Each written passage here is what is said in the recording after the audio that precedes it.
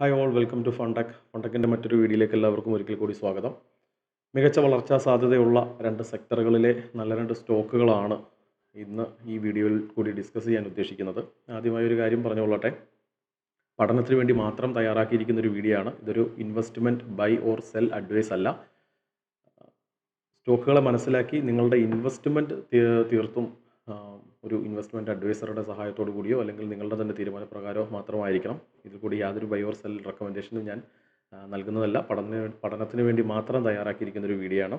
അപ്പോൾ നമുക്ക് നമ്മുടെ സ്റ്റോക്കുകളിലേക്ക് കടക്കാം. അപ്പോൾ ഈ ഒരു സെക്ടറിനെ കുറിച്ച് പറയുകയാണെങ്കിൽ, ആദ്യത്തെ സ്റ്റോക്കിൻ്റെ സെക്ടറിനെ കുറിച്ച് പറയുകയാണെങ്കിൽ, കഴിഞ്ഞ വീഡിയോയിൽ നമ്മൾ ക്രിട്ടിക്കൽ മിനറൽസിൻ്റെ മൈനിങ്ങിൻ്റെയൊക്കെ വീഡിയോ ചെയ്തിട്ടുണ്ടായിരുന്നു. അപ്പോൾ നമ്മൾ പറഞ്ഞു ഭാവിയിൽ ക്രിട്ടിക്കൽ മിനറൽസിൻ്റെ ഒരു സാധ്യതകൾ എത്രത്തോളം ഉണ്ടായിരിക്കും, അതിനനുസരിച്ച് ഗവൺമെൻറ് ഏതൊക്കെ തരത്തിലുള്ള പദ്ധതികളൊക്കെയാണ് കൊണ്ടുവരുന്നത് എന്നൊക്കെ. അപ്പോൾ ഇന്നത്തെ കാലത്ത് ജിയോ പൊളിറ്റിക്കൽ ഇഷ്യൂസൊക്കെ ഒരുപാട് ഇങ്ങനെ ദിനംപ്രതി കൂടിക്കൊണ്ടിരിക്കുകയാണ്. അതുകൊണ്ട് തന്നെ എല്ലാ ഗവൺമെൻറ്റും അവരുടെ നാച്ചുറൽ റിസോഴ്സുകളെ സെക്യൂർ ചെയ്യാനും സ്ട്രെങ്തൻ ചെയ്യാനും അതിനെ കൂടുതൽ ഡെവലപ്പ് ചെയ്യാനും ഒക്കെ ശ്രമിച്ചുകൊണ്ടിരിക്കും. അതുകൊണ്ട് തന്നെ ഇനി വരുന്ന കാലഘട്ടങ്ങളിൽ ഓയിൽ ആൻഡ് ഗ്യാസ്, അതുപോലെ ക്രിട്ടിക്കൽ മിനറൽസ്, ഇതിൻ്റെയൊക്കെ ഒരു ആവശ്യകത എല്ലാ രാജ്യത്തിനും വളരെയധികം കൂടുതലാണ്. പ്രത്യേകിച്ചും ഇന്ത്യ പോലുള്ളൊരു രാജ്യത്തിന്, നമ്മൾ വേൾഡിലെ ഒരു ലീഡിങ് എക്കോണമിയെ വളർന്നുകൊണ്ടിരിക്കുകയാണല്ലോ. അപ്പോൾ നമ്മുടെ രാജ്യത്തിനും അത് വളരെയധികം അത്യന്താപേക്ഷിതമായ ഒരു സംഗതിയാണ്. So the global exploration service industry is projected to cross $20.1 billion by 2032. 2032 കൂടി ഗ്ലോബൽ എക്സ്പ്ലോറേഷൻ സർവീസ് ഇൻഡസ്ട്രി എന്ന് പറയുന്നത് ഏകദേശം 20.1 ബില്യൺ പ്രൊജക്റ്റ് ചെയ്യപ്പെടും, വളരും എന്നുള്ളതാണ് ഒരു സാധ്യതകൾ, പഠനങ്ങൾ പറയപ്പെടുന്നത്. അതിൻ്റെ പ്രധാനപ്പെട്ട റീസൺ എന്ന് പറയുന്നത് ഈ പറഞ്ഞ ക്രിട്ടിക്കൽ മിനറൽസുകൾ, നാച്ചുറൽ സോഴ്സുകളായിട്ടുള്ള ഓയിൽ, ഗ്യാസ്, ഇതുപോലെയുള്ള ഇതുപോലെയുള്ള നമ്മുടെ ഈ മിനറൽസിൻ്റെയും ഗ്യാസുകളുടെയൊക്കെ സാധ്യതകൾ, അതിൻ്റെ ആവശ്യകതകൾ വളരെ കൂടി വരുന്നത് കൊണ്ട് മാത്രമാണ്. അപ്പോൾ ഒരുപാട് എക്സ്പ്ലോറേഷൻ നടത്തണം, ഒരുപാട് മൈനിങ് എക്സ്പ്ലോറേഷൻസ്, ഓയിൽ എക്സ്പ്ലോറേഷൻസ് ഒക്കെ എല്ലാ രാജ്യങ്ങൾക്കും നടത്തേണ്ടതായിട്ടുണ്ട്. നമ്മുടെ രാജ്യത്തിനും അത് ആവശ്യമാണ്. India has one of the largest unexplored geological basins globally, rich in coal, iron ore, bauxite and polymetallic deposit. നമ്മുടെ രാജ്യത്ത് ഒരുപാട് മിനറൽസുകളുടെ നിക്ഷേപങ്ങളുണ്ട്. പക്ഷേ പ്രശ്നം എന്താണെന്ന് വെച്ച് കഴിഞ്ഞാൽ, ഇത്രയും വലിയ വാസ്റ്റ് റിസർവ് ഉണ്ടെങ്കിൽ പോലും നമ്മുടെ എക്സ്പ്ലോറേഷൻ ഡെപ്ത് എന്ന് പറയുന്നത് വളരെ കുറവാണ്. നമ്മളിപ്പോഴും കാര്യമായിട്ട് അതിനെ മൈൻ ചെയ്യാനോ കണ്ടെത്തി അതിൻ്റെ സാധ്യതകൾ മനസ്സിലാക്കി മൈൻ ചെയ്ത് റിഫൈൻ ചെയ്ത് പ്രോസസ്സ് ചെയ്ത് സൂക്ഷിക്കാനോ ഒന്നും നമ്മൾ ആരംഭിച്ചിട്ടില്ല. പക്ഷേ ഇപ്പോൾ നമുക്കതിൻ്റെ ആവശ്യം വളരെ കൂടി വരികയാണ്. അതിൻ്റെ ആവശ്യം കൂടി വരുന്നതിൻ്റെ ഒരു പ്രധാന കാരണം എന്ന് പറഞ്ഞു കഴിഞ്ഞാൽ ഡൊമസ്റ്റിക് ഡിമാൻഡ്, പവർ ഇൻഫ്രാസ്ട്രക്ചറുകളുടെ ഡിമാൻഡ് കൂടി വരുന്നു, EVs, റിന്യൂവബിൾ എനർജീസിൻ്റെ ഡിമാൻഡുകളൊക്കെ കൂടി വരികയാണ്. അതുകൊണ്ട് തന്നെ ഈ ക്രിട്ടിക്കൽ മിനറൽസിൻ്റെ ആവശ്യകത, ഈ പറയുന്ന സെക്ടറുകളിലൊക്കെ ഇതിൻ്റെ ആവശ്യകത എന്താണെന്നുള്ളത് നമ്മൾ കഴിഞ്ഞ മൈനിങ് ക്രിട്ടിക്കൽ മിനറൽസിൻ്റെ ആ ഒരു വീഡിയോയിൽ നല്ല രീതിയിൽ എക്സ്പ്ലെയിൻ ചെയ്തിട്ടുണ്ടായിരുന്നു. കാണാത്തവരുണ്ടെങ്കിൽ ആ വീഡിയോ കാണുക, നമ്മുടെ പ്ലേലിസ്റ്റിലുണ്ട്.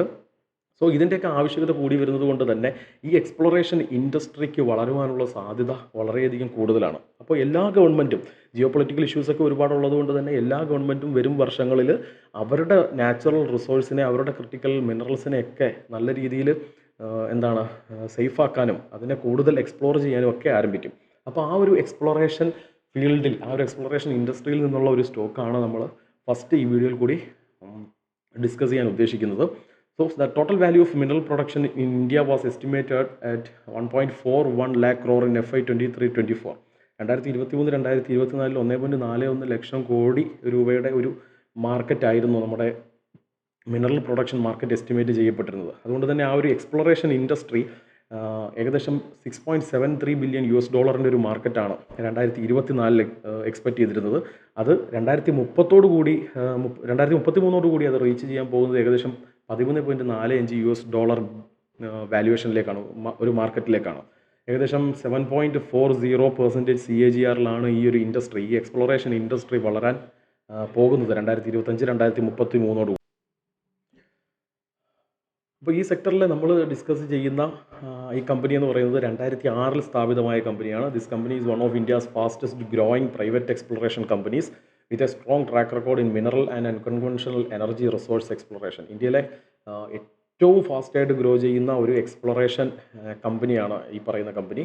The company is an integrated service provider of offering end to end drilling and exploration solutions across coal, ferrous and non-ferrous atomic minerals as well as conventional and unconventional oil and gas sectors. അപ്പോൾ നമ്മുടെ critical മിനറൽസിൻ്റെ ആ ഒരു മേഖലയിലായാലും natural ഗ്യാസുകളുടെയും ഓയിലിൻ്റെയും മേഖലകളിലായാലും എല്ലാ തരത്തിലുമുള്ള exploration service offer ചെയ്യുന്ന ഒരു company കൂടിയാണിത്. ഈ കമ്പനിക്ക് ഏകദേശം 40ഓളം അഡ്വാൻസ്ഡ് ഡ്രിൽ റിഗുകൾ അവർ ഓപ്പറേറ്റ് ചെയ്യുന്നുണ്ട്. ഏകദേശം 15ഓളം ജിയോ സയൻറ്റിസ്റ്റുകൾ ഇവരുടെ കമ്പനിയിൽ വർക്ക് ചെയ്യുന്നുണ്ട്. Over the past 19 years, the company has successfully completed 150 projects for both government and private sector. Private സെക്ടറിന് വേണ്ടിയിട്ടും ഗവൺമെൻറ് സെക്ടറിന് വേണ്ടിയിട്ടും ഏകദേശം 150ഓളം സക്സസ്ഫുൾ പ്രോജക്റ്റുകൾ ഈ കമ്പനി കംപ്ലീറ്റ് ചെയ്തിട്ടുണ്ട്. ഇവരുടെ ക്ലയൻസ് എന്ന് പറയുന്നത് NMDC, റിലയൻസ്, വേദാന്ത, കോളാർ ഗോൾഡ് ഫീൽഡ്, അതുപോലെ JSW എനർജി, ArcelorMittal, ONGC, അങ്ങനെ ഇന്ത്യയിലെയും വേൾഡിലെയൊക്കെ ടോപ്പ് മിനറൽ പ്രൊഡക്ഷൻ അതുപോലെ തന്നെ oil and natural gas related കമ്പനികളൊക്കെയാണ് ഈ എക്സ്പ്ലോറേഷൻ കമ്പനിയുടെ ക്ലയൻസുകൾ എന്ന് പറയുന്നത്. ഈ കമ്പനിയുടെ പ്രധാനപ്പെട്ട വർക്ക് ഏരിയകൾ എന്ന് പറയുന്നത് CBM എക്സ്പ്ലോറേഷൻ സർവീസാണ്. അതായത് കോൾ ബെഡ് മീഥെയിൻ പ്രോസസ്സുകളാണ്. കോൾ ബെഡുകളിൽ നിന്നും മീഥെയിൻ ഗ്യാസിനെ പുറത്തെടുക്കുന്ന പ്രോസസ്സ് നടത്തുന്ന ഒരു പരിപാടി. അതുപോലെ തന്നെ CBM production service, coal and other mineral exploration service, 2D 3D seismic exploration, underground drilling, aquifer mapping, അതായത് നമ്മുടെ അണ്ടർഗ്രൗണ്ട് വാട്ടർ റിസോഴ്സുകളുണ്ടല്ലോ അതിൻ്റെ ഒരു സാധ്യതകൾ, അതിൻ്റെ ഒരു ക്വാണ്ടിറ്റി, ക്വാളിറ്റി, സസ്റ്റൈനബിലിറ്റി ഒക്കെ എത്രത്തോളം ഉണ്ടെന്നൊക്കെ അനലൈസ് ചെയ്യുന്ന ആ ഒരു മാപ്പിംഗ് നടത്തുന്ന ഒരു പ്രോസസ്സാണ്. അതുപോലെ തന്നെ geological and geophysical service. അങ്ങനെ ഒരു ടോട്ടൽ ഇൻ്റഗ്രേറ്റഡ് സർവീസ് ഈ ഒരു എക്സ്പ്ലോറേഷൻ ഇൻഡസ്ട്രിയിൽ പ്രൊവൈഡ് ചെയ്യുന്ന ഒരു കമ്പനിയാണിത്. ഈ കമ്പനിയുടെ ഓർഡർ ബുക്ക് നോക്കുകയാണെങ്കിൽ ഈ ഫിനാൻഷ്യൽ ഇയറിലെ ഹാഫ് ഇയർ കഴിയുമ്പോഴത്തേക്കും ഏകദേശം 412 കോടി രൂപയുടെ ഓർഡർ ബുക്ക് ഈ കമ്പനിയുടെ കൈവശമുണ്ട്. പല വെർട്ടിക്കലുകളിലായി, പല ബിസിനസ് വെർട്ടിക്കലുകളിലായിട്ട് ഉണ്ട്. ഈ കമ്പനി മറ്റേതുമല്ല, South West Pinnacle Exploration Service Limited എന്ന് പറയുന്ന കമ്പനിയാണ്. ഇനി നമുക്ക് ഈ സ്റ്റോക്കിൻ്റെ ഒരു ചാർട്ട് ഒന്ന് പരിശോധിക്കാം. ഇതൊരു വീക്കിലി ചാർട്ടാണ്. വീക്കിലി ചാർട്ട് നോക്കുകയാണെങ്കിൽ ഒരു ലോങ് ബേസ് അക്യുമുലേഷൻ ഈ സ്റ്റോക്കിൽ 2023 മുതൽ സംഭവിച്ചുകൊണ്ടിരിക്കുകയാണ്. ഇപ്പോൾ ആ ഒരു ലോങ് അക്യുമുലേഷൻ ഫേസ് കഴിഞ്ഞതിന് ശേഷം ഇപ്പോൾ അതിൻ്റെ റേഞ്ചിന് മുകളിലൊക്കെ ആയിട്ടൊരു ക്ലോസിംഗ് വന്നിട്ടുണ്ട്. ഈ ക്ലോസിംഗ് സംഭവിക്കുന്നതിന് മുമ്പ് തന്നെ അത്യാവശ്യം നല്ല രീതിയിലുള്ള ബൈയിങ് വോളിയം ബിൽഡപ്പും ഈ സ്റ്റോക്കിൽ കാണുന്നുണ്ട്. സോ വരും കാലയളവിൽ ഇത് അതിൻ്റെ ഓൾ ടൈം ഹൈക്ക് മുകളിലേക്ക് പോകുമെന്ന് നമുക്ക് എക്സ്പെക്റ്റ് ചെയ്യാം. 243ഒക്കെയാണ് അതിൻ്റെ all time high. All time ഹൈക്കും ബിലോ ഒരു 10-15% ബിലോ ആണ് സ്റ്റോക്ക് ഇപ്പോൾ ട്രേഡ് ചെയ്യുന്നത്. പുതിയ വന്നിട്ടുള്ള ഗ്രോത്ത് പൊട്ടൻഷ്യലും അതുപോലെ തന്നെ പുതിയ പ്രോജക്റ്റുകളും ഒക്കെ വരുമ്പോൾ സ്വാഭാവികമായിട്ട് ഇൻവെസ്റ്റേഴ്സിൻ്റെ ഒരു ഇൻട്രസ്റ്റ് കൂടുമെന്നും സ്റ്റോക്ക് പുതിയ ഉയരങ്ങളിലേക്ക് പോകുമെന്നും നമുക്ക് എക്സ്പെക്റ്റ് ചെയ്യാം. ഇനി അതിൻ്റെ ഒരു ഫണ്ടമെൻ്റൽ സൈഡ് നോക്കുകയാണെങ്കിൽ 632 കോടി മാർക്കറ്റ് ക്യാപ്പുള്ളൊരു കമ്പനിയാണ്. പി വാല്യൂഷൻ 28.4 ഇൻഡസ്ട്രി പി 23.6 കുറച്ച് കൂടുതലാണ്. പക്ഷേ പി വാല്യൂഷൻ കുറച്ച് കൂടുതലാണെന്നുള്ളത് ഭാവിയിൽ മികച്ച റവന്യൂവും നല്ല ഏർണിങ്സും ഒക്കെ റിപ്പോർട്ട് ചെയ്യുമ്പോൾ ആ വാല്യൂഷൻ ജസ്റ്റിഫൈ ചെയ്യാനുള്ള സാധ്യതയാണ് കൂടുതൽ. കാരണം മാർക്കറ്റ് എപ്പോഴും ഭാവിയിൽ എന്ത് സംഭവിക്കും എന്നുള്ളതിനെ മുൻനിർത്തിയാണല്ലോ മുന്നോട്ട് പോകുന്നത്. അപ്പം ഭാവിയിൽ പുതിയ പ്രോജക്റ്റുകളും പുതിയ എക്സ്പ്ലോറേഷൻ പ്രോജക്റ്റുകളും മൈനിങ് പ്രോജക്റ്റുകളൊക്കെ വരികയാണെങ്കിൽ കമ്പനിയുടെ ഏർണിങ്സ് ഇമ്പ്രൂവ് ചെയ്യാനുള്ള എല്ലാ സാധ്യതയുണ്ട്. പിയോട്രസ്കി സ്കോർ നോക്കുകയാണെങ്കിൽ 8 ഒരു ഹെൽത്തി ഫിനാൻസ് ആണ് കമ്പനിയുടെ ഭാഗത്തു നിന്നും കാണിക്കുന്നത്. EPS ഗ്രോത്ത് 17.6% ആണ്. ഇനി ആനുവൽ സെയിൽസിലേക്ക് നോക്കുകയാണെങ്കിൽ കഴിഞ്ഞ ഫിനാൻഷ്യൽ ഇയറിൽ 179 crore സെയിൽസാണ് കമ്പനി ചെയ്തിരിക്കുന്നത്. ഇതുവരെയുള്ള ഏറ്റവും ഹയസ്റ്റ് സെയിൽസാണ്. OPM മാർജിനും അറൗണ്ട് 19%, നല്ല OPM മാർജിനാണ് തന്നിരിക്കുന്നത്. ഏർണിങ്സ് 4.97% ഏർണിങ്സ് ഉണ്ട്. കമ്പനിയുടെ പ്രൊമോട്ടേഴ്സ് ഹോൾഡിംഗ് സൈഡിലേക്ക് ഷെയർ ഹോൾഡിംഗ് പാറ്റേൺ നോക്കുകയാണെങ്കിൽ മാർച്ചിൽ പ്രൊമോട്ടേഴ്സ് കുറച്ച് ഷെയർ അറൗണ്ട് 5% വിട്ടിട്ടുണ്ട്. പക്ഷേ ഇപ്പോഴും 68.85% പ്രൊമോട്ടേഴ്സിൻ്റെ ഭാഗത്താണ്. 31% പബ്ലിക്കിൻ്റെ ഷെയർ ഹോൾഡിംഗ് കൂടിയിട്ടുണ്ട്. പക്ഷേ നമ്പർ ഓഫ് ഷെയർ ഹോൾഡേഴ്സ് കുറഞ്ഞു കാണുന്നു. അതൊരു പോസിറ്റീവ് സൈനാണ്.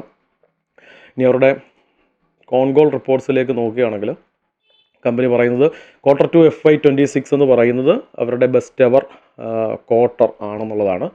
റെക്കോർഡ് ഓർഡർ ബുക്കാണ് കമ്പനിയുടെ ഭാഗത്തിരിക്കുന്നത്. 412 കോടിയുടെ ഓർഡർ ബുക്കാണ്. അതിൽ തന്നെ 85 കോടി ഓർഡർ എന്ന് പറയുന്നത് Q2 വന്നതാണ്. റിലയൻസിൻ്റെ coal bed methane project phase 2 ഏകദേശം 153 കോടി രൂപയുടെ പ്രോജക്റ്റ് റിവൈസ്ഡ് കോൺട്രാക്റ്റ് ആണ്. അതും നിയർ ടൈം ഗ്രോത്ത് ഡ്രൈവറായിട്ട് മാറാനുള്ള സാധ്യത എല്ലാം ഉണ്ട്. അപ്പം ഹാഫ് ഇയർ ഈ ഇയറിലെ ഹാഫ് ഇയറിനേക്കാൾ ഫസ്റ്റ് ഹാഫ് ഇയറിനേക്കാൾ മെച്ചപ്പെട്ടതായിരിക്കും ഇവരുടെ H2 എന്ന് പറയുന്നത്. പിന്നെ അവരുടെ സ്ട്രാറ്റജിക് ഷിഫ്റ്റ്, ഒരു എക്സ്പ്ലോറേഷൻ സർവീസിൽ നിന്നും മൈനിങ് പ്രോജക്റ്റുകളിലേക്ക് കൂടി കമ്പനി കടന്നിട്ടുണ്ട്. ജാർഖണ്ഡിൽ പുതിയ കോൾ മൈൻ അവർക്ക് അലോക്കേറ്റ് ചെയ്ത് കിട്ടിയിട്ടുണ്ട് മിനിസ്ട്രിയുടെ ഭാഗത്തു നിന്നും. അതിൽ ഫുൾ സ്വിംഗ് ഓപ്പറേഷൻ സ്റ്റാർട്ട് ചെയ്യാനുള്ളൊരു അനുമതിയും ഇപ്പോൾ എനിക്ക് തോന്നുന്നു ഇന്നത്തെ ദിവസം മിനിസ്ട്രിയുടെ ഭാഗത്തു നിന്ന് കിട്ടിയതായിട്ടുള്ള ഒരു കോർപ്പറേറ്റ് ആക്ഷൻ റിപ്പോർട്ട് വന്നിട്ടുണ്ട്.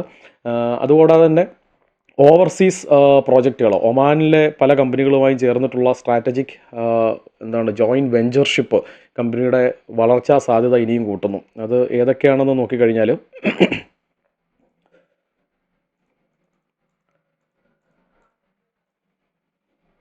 അലാറ റിസോഴ്സ് ലിമിറ്റഡ് എന്ന് പറഞ്ഞിട്ട് ഒരു ഓസ്ട്രേലിയൻ കമ്പനി, അവരും ഒമാനിലെ മറ്റൊരു കമ്പനിയും സൗത്ത് വെസ്റ്റ് പിനാക്കിളും ചേർന്നിട്ടുള്ള ഒരു ജോയിൻറ്റ് വെഞ്ചർഷിപ്പ് ഒമാനിലെ മൈനുകളുടെ എക്സ്പ്ലോറേഷൻ പ്രോജക്റ്റുകളിലേക്കൊക്കെ കടക്കുന്നുണ്ട്. മെയിനായിട്ടും കോപ്പർ ആൻഡ് ഗോൾഡ് മൈനുകളുടെ പ്രോജക്റ്റുകളാണ്.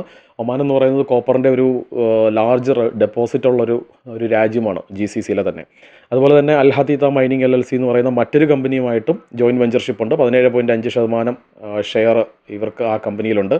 അവരും പ്രധാനമായിട്ടും ചെയ്യുന്നത് minerals large mining block by the ministry of energy and minerals. Mining ബ്ലോക്കുകളുടെ എക്സ്പ്ലോറേഷൻ പ്രോജക്റ്റുകളൊക്കെയാണ് അവരും കൂടുതൽ ചെയ്യുന്നത്. അത് കൂടുതലും മിനറൽസ് ആണ് ഈ ബ്ലോക്കുകൾ കൂടുതലായിട്ടുള്ളത്. സോ ഇത്തരം പ്രോജക്റ്റുകളും വരും വർഷങ്ങളിൽ കമ്പനിയുടെ റവന്യൂവിനിൽ റിഫ്ലക്റ്റ് ചെയ്യാനുള്ള എല്ലാ സാധ്യതയുമുണ്ട്. പിന്നീട് ഓർഡർ ബുക്ക് നോക്കുകയാണെങ്കിൽ 412 കോടിയുടെ ഓർഡർ ബുക്കുണ്ട്. നമ്മൾ മുന്നേ പറഞ്ഞിട്ടുണ്ടായിരുന്നു. 85 കോടി ഈ ക്വാർട്ടറിലാണ് വന്നത്. 15 കോടി JSW എനർജിയുടെ പ്രോജക്റ്റാണ്. റിലയൻസിൻ്റെ പ്രോജക്റ്റ് ഉണ്ട്. എക്സിക്യൂഷൻ ടൈം ലൈൻ എന്ന് പറയുന്നത് ഷോർട്ട് ടൈം പ്രോജക്റ്റുകളും മിഡ് ടൈം പ്രോജക്റ്റുകളാണുള്ളത്. കൂടുതലും 12 മാസത്തിനുള്ളിൽ കംപ്ലീറ്റ് ചെയ്യേണ്ട പ്രോജക്റ്റാണ്. അതുപോലെ പബ്ലിക് വേഴ്സസ് പ്രൈവറ്റ് മിക്സ് പ്രോജക്റ്റുകളുടെ ഇത് നോക്കുകയാണെങ്കിൽ ഗവൺമെൻറ്റിൻ്റെ ഭാഗത്തു നിന്ന് പബ്ലിക് കമ്പനികളിൽ നിന്ന് 40% പ്രോജക്റ്റും പ്രൈവറ്റ് കമ്പനികളിൽ നിന്ന് 60% പ്രോജക്റ്റും ലഭിച്ചിട്ടുണ്ട്. കൂടുതലും സ്റ്റേറ്റ് ഓൺ PSCയിൽ നിന്നുമാണ് ലഭിച്ചിട്ടുള്ളത്. ബിസിനസ് മോഡൽ എക്സ്പ്ലോറേഷൻ സർവീസാണ്. അതുപോലെ തന്നെ ഇപ്പം ജാർഖണ്ഡിലെ ഒരു മൈനിങ് ബ്ലോക്ക് ലഭിച്ചതോടുകൂടി മൈനിങ് സർവീസിലേക്കും അവർ കടന്നിട്ടുണ്ട്. പിന്നീട് ഒമാൻ സ്ട്രാറ്റജി അലയൻസ് നമ്മൾ പറഞ്ഞിട്ടുണ്ടായിരുന്നു.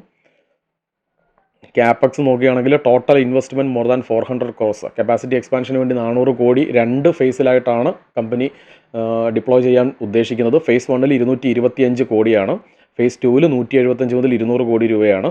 അപ്പോൾ ഈ ഫേസ് 1 ക്യാപെക്സിന് വേണ്ടിയിട്ടുള്ള ഫണ്ട് അവർ സമാഹരിക്കുന്നത് ഇൻറ്റേർണൽ അക്രൂവൽസിലൂടെയും അതുപോലെ തന്നെ ലോക്കൽ ഇൻഡസ്ട്രി സപ്പോർട്ടിൽ നിന്നും ബാങ്ക് ഡെപ്റ്റിൽ നിന്നൊക്കെയാണ്. സെക്കൻഡ് ഫേസിൽ ഈ ഫസ്റ്റ് ഫേസിൽ ഇൻവെസ്റ്റ് ചെയ്തതിൽ നിന്നും കിട്ടുന്ന റവന്യൂ എടുത്തിട്ടായിരിക്കും സെക്കൻഡ് ഫേസിൽ ഇൻവെസ്റ്റ് ചെയ്യാൻ അവർ ഉദ്ദേശിക്കുന്നത്.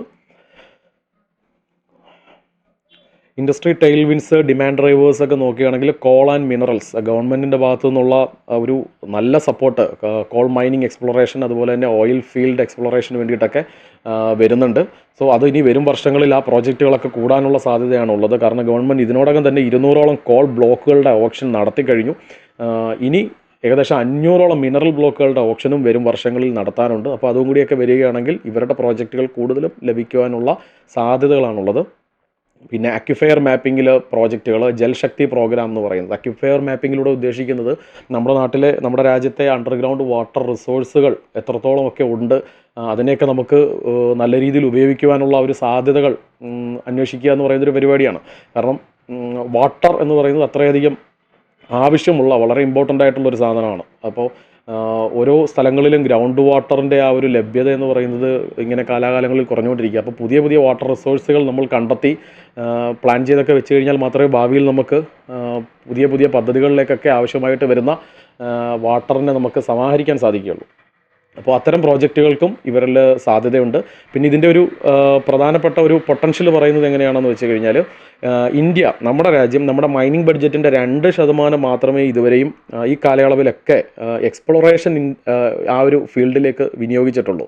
പക്ഷേ ഓസ്ട്രേലിയ, സൗത്ത് ആഫ്രിക്കയൊക്കെ പോലെ വളരെയധികം ലാർജ് റിസോഴ്സുകളുള്ള രാജ്യങ്ങളൊക്കെ അവരുടെ മൈനിങ് ബഡ്ജറ്റിൻ്റെ 10 മുതൽ 15% വരെയും അവർ വിനിയോഗിക്കുന്നുണ്ട് എക്സ്പ്ലോറേഷൻ പ്രോജക്റ്റുകൾക്ക് വേണ്ടിയിട്ട്. സോ നമ്മുടെ ഭാഗത്തു നിന്നും ഇനി വരും കാലയളവിൽ നമുക്ക് ഇത്തരം റിസോഴ്സുകളൊക്കെ വളരെയധികം ആവശ്യമായതുകൊണ്ട് തന്നെ നമ്മുടെ മൈനിങ് ബഡ്ജറ്റിൻ്റെയും ആ ഒരു അലോക്കേഷനിൽ എക്സ്പ്ലോറേഷൻ പ്രോജക്റ്റുകൾക്ക് നല്ല രീതിയിലുള്ള ഒരു ഫണ്ട് വരാനുള്ള എല്ലാ സാധ്യതയും ഉണ്ടായിരിക്കും.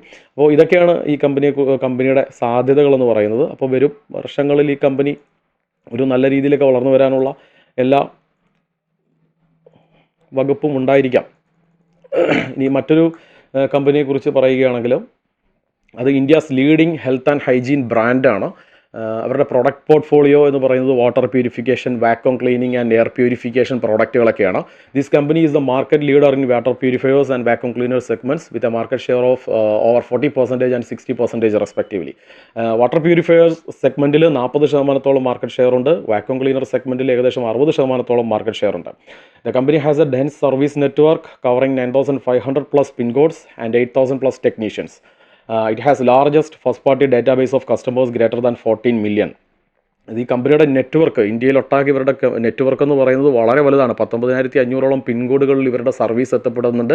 8,000 ടെക്നീഷ്യൻസ് ആ ഒരു സർവീസ് സെക്ടറിൽ ഇവർക്ക് വേണ്ടി, ഈ കമ്പനിക്ക് വേണ്ടി വർക്ക് ചെയ്യുന്നുണ്ട്. ഒരു ലാർജസ്റ്റ് കസ്റ്റമേഴ്സ് ഡേറ്റാബേസും ഇവരുടെ കയ്യിലുണ്ട്. In July 25, the company entered into a strategic partnership with the Dixon Technologies. Dixon Technologies-ആയിട്ട് 2025 ഒരു പാർട്ട്ണർഷിപ്പിൽ ഇവർ ഏർപ്പെട്ടിട്ടുണ്ട്. അതെന്തിനാണെന്ന് വെച്ച് കഴിഞ്ഞാൽ റോബോട്ടിക് വാക്വം ക്ലീനറുകൾ നിർമ്മിച്ച് വിതരണം ചെയ്യുന്നതിന് വേണ്ടിയിട്ടാണ്. The company spent 43 crores in half year FY26 on R&D, research and ഡെവലപ്മെൻറ്റിന് വേണ്ടിയിട്ട് 43 കോടിയോളം രൂപ അവർ മുടക്കിയിട്ടുണ്ട്. സോ അവരുടെ പുതിയ സാങ്കേതിക വിദ്യകളൊക്കെ ചേർന്ന് വരുന്ന പ്രോഡക്റ്റുകളൊക്കെ മാർക്കറ്റിലേക്ക് ഇറക്കുവാൻ വേണ്ടിയിട്ടുള്ള സാധ്യതകളാണ് ഈ R&D ഡെവലപ്മെൻറ്റിലൂടെയൊക്കെ നമുക്ക് കാണാൻ സാധിക്കുന്നത്.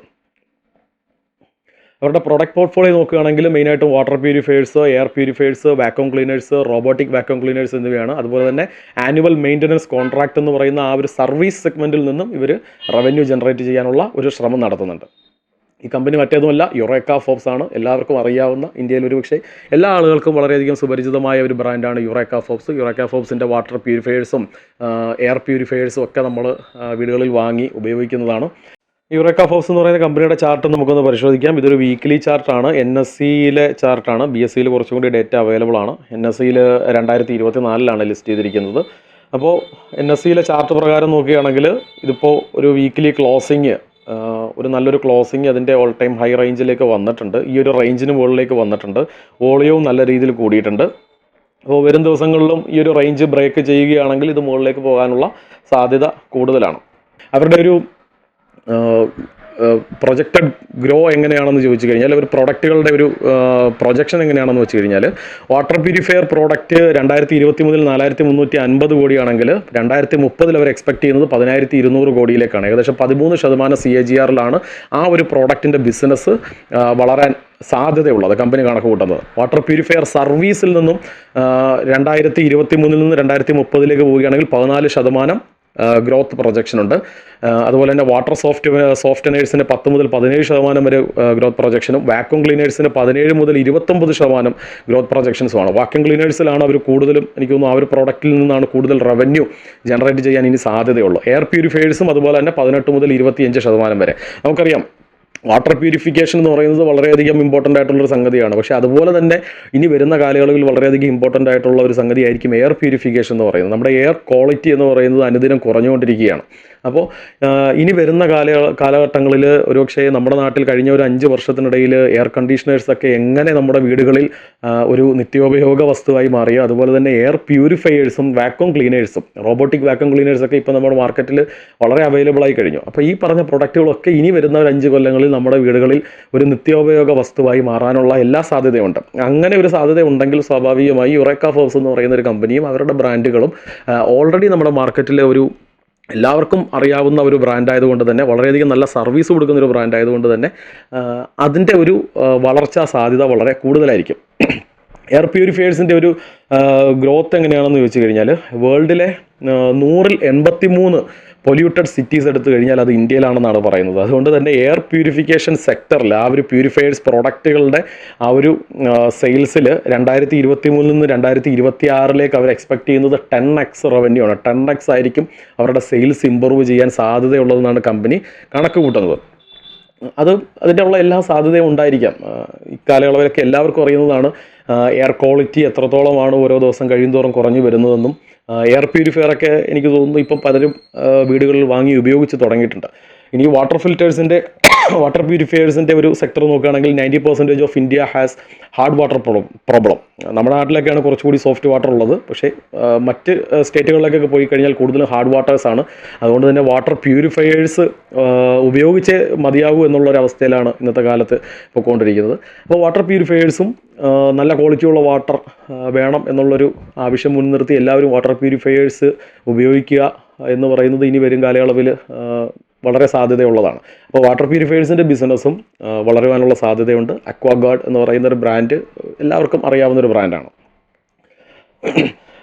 അവർ കമ്പനിയുടെ ഒരു പ്രൊജക്ഷൻ എങ്ങനെയാണെന്ന് വെച്ച് കഴിഞ്ഞാൽ ഇന്ത്യസ് ലാർജസ്റ്റ് സർവീസ് കമ്പനിയാണ്. അപ്പോൾ അവർ കൂടുതലും റവന്യൂ ജനറേറ്റ് ചെയ്യാൻ ഉദ്ദേശിക്കുന്നത് ഈ ഒരു സർവീസ് എന്ന് പറയുന്ന ആ ഒരു സെഗ്മെൻറ്റിൽ നിന്നും ആണ്. കാരണം ഒരു പ്രോഡക്റ്റ്, പ്രത്യേകിച്ചും വാക്യൂം ക്ലീനേഴ്സ് ആയാലും എയർ പ്യൂരിഫയേഴ്സ് ആയാലും വാട്ടർ പ്യൂരിഫയേഴ്സ് ആയാലും ഈ ഒരു പ്രോഡക്റ്റ് കൊടുത്തത് കൊണ്ട് മാത്രമായില്ലല്ലോ. കൃത്യമായി വളരെ ഇടപെട്ട് നല്ല സർവീസുകൾ നടത്തിയാൽ മാത്രമേ ഈ പ്രോഡക്റ്റുകളെ നമുക്ക് നല്ല രീതിയിൽ ഉപയോഗിച്ചു കൊണ്ടുപോകാനും പറ്റുള്ളൂ. സോ നല്ല സർവീസ് തരുന്ന ഒരു കമ്പനി ഉണ്ടെങ്കിൽ ആ കമ്പനിയുടെ പ്രോഡക്റ്റുകൾ വിറ്റുപോകാനുള്ള സാധ്യത വളരെ കൂടുതലായിരിക്കും. അപ്പോൾ അവർ ഇന്ത്യയിലെ ലാർജസ്റ്റ് സർവീസ് കമ്പനിയാണ് എന്നാണ് കമ്പനി അവകാശപ്പെടുന്നത്, യുറേക്ക ഫോർബ്സ് അവകാശപ്പെടുന്നത്. അപ്പോൾ മികച്ച വളർച്ചാ സാധ്യതയുള്ള 2 ഇൻഡസ്ട്രികളിൽ നിന്നുള്ള നല്ല 2 സ്റ്റോക്കുകളാണ് നമ്മൾ ഇന്ന് ഈ വീഡിയോയിലൂടെ ഡിസ്കസ് ചെയ്തത്. എക്സ്പ്ലോറേഷൻ ഇൻഡസ്ട്രിയിൽ നിന്നും അതുപോലെ തന്നെ purification industry, air and water purification ഇൻഡസ്ട്രിയിൽ നിന്നുമുള്ള 2 സ്റ്റോക്കുകളാണ്. ഒന്ന് സൗത്ത് വെസ്റ്റ് പിനാക്കിളാണ്, മറ്റൊന്ന് യുറേക്ക ഫോർബ്സ് ആണ്. ഈ വീഡിയോ ഇഷ്ടപ്പെട്ടെങ്കിൽ ലൈക്ക് ചെയ്യുക. വീഡിയോയെക്കുറിച്ചുള്ള നിങ്ങളുടെ അഭിപ്രായ നിർദ്ദേശങ്ങൾ കമൻറ്റുകളായി രേഖപ്പെടുത്തുക. മറ്റേതെങ്കിലും ഇൻഡസ്ട്രിയെക്കുറിച്ചോ മറ്റേതെങ്കിലും കമ്പനികളെക്കുറിച്ചോ വീഡിയോ ചെയ്യണമെന്ന് നിങ്ങൾക്ക് താല്പര്യമുണ്ടെങ്കിൽ കമൻറ്റിൽ രേഖപ്പെടുത്തുക. വീഡിയോ ഇഷ്ടപ്പെട്ടെങ്കിൽ മറ്റുള്ള എല്ലാവർക്കും വീഡിയോ ഷെയർ ചെയ്ത് കൊടുക്കുക. നിങ്ങളുടെ പ്രോത്സാഹനമാണ് എൻ്റെ പ്രചോദനം. അപ്പോൾ ഒരിക്കൽ കൂടി പറയുന്നു, പഠനത്തിന് വേണ്ടി മാത്രം ചെയ്ത ഒരു വീഡിയോ ആണിത്. ഇൻവെസ്റ്റ്മെൻറ്റ് ഡിസിഷൻ എന്ന് പറയുന്നത് നിങ്ങളുടെ സ്വന്തം തീരുമാനപ്രകാരമോ അല്ലെങ്കിൽ സെബി രജിസ്റ്റേർഡ് ആയിട്ടുള്ള ഇൻവെസ്റ്റ്മെൻറ്റ് അഡ്വൈസറുടെ തീരുമാനപ്രകാരം മാത്രമായിരിക്കണം. അപ്പോൾ മറ്റൊരു വീഡിയോയുമായി നമുക്ക് വീണ്ടും കാണാം. നന്ദി.